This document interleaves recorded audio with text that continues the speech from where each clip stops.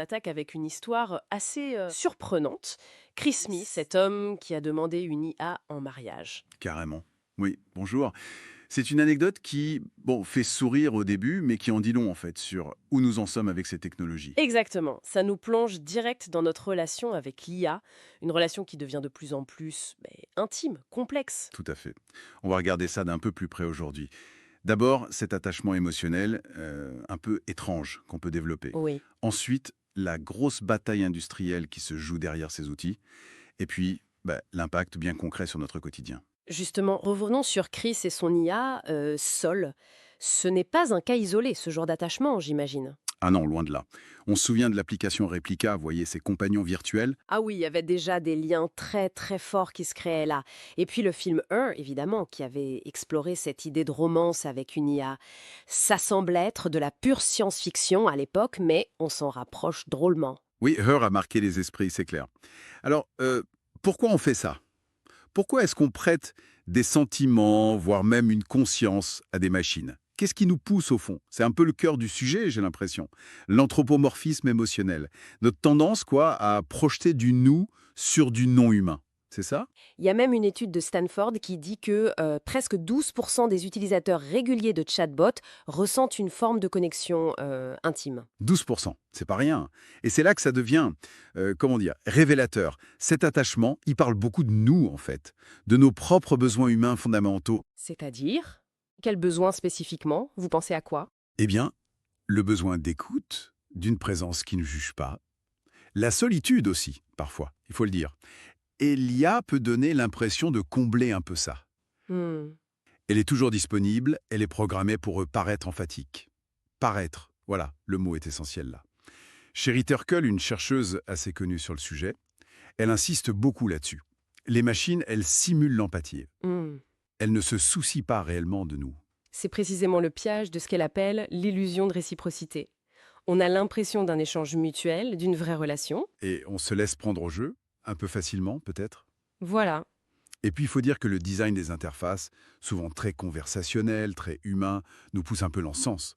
Ah oui, Ben oui, ça nous encourage à percevoir une personne là où il n'y a que du code. Bon, aussi sophistiqué soit-il. d'accord. Donc, fondamentalement, si je résume, on projette nos propres désirs, nos attentes, sur des algorithmes qui sont conçus pour y répondre, en quelque sorte. C'est une grande partie de l'explication, oui. Et ces algorithmes, justement, ils ne sortent pas de nulle part, hein. Derrière cette IA personnelle avec laquelle on tisse parfois des liens, eh bien, il y a une vraie guerre industrielle. Ah oui, la bataille des géants, on pense tout de suite à OpenAI contre Google, par exemple. Absolument. Et ce n'est pas juste une compétition technologique, là, hein. C'est une lutte pour définir quelle IA va s'imposer et façonner notre futur numérique. On voit bien les camps qui se dessinent. D'un côté, OpenAI, le disrupteur, parti d'une idée plus ouverte, maintenant très liée à Microsoft et qui pousse fort son modèle GPT. Mhm. Et de l'autre, Google avec DeepMind, qui vient d'une recherche fondamentale solide, bien intégrée à leur écosystème géant, et qui explore différentes pistes avec Gemini, Imagen. Deux philosophies, oui, mais surtout une lutte acharnée pour l'influence. Économique et culturelle.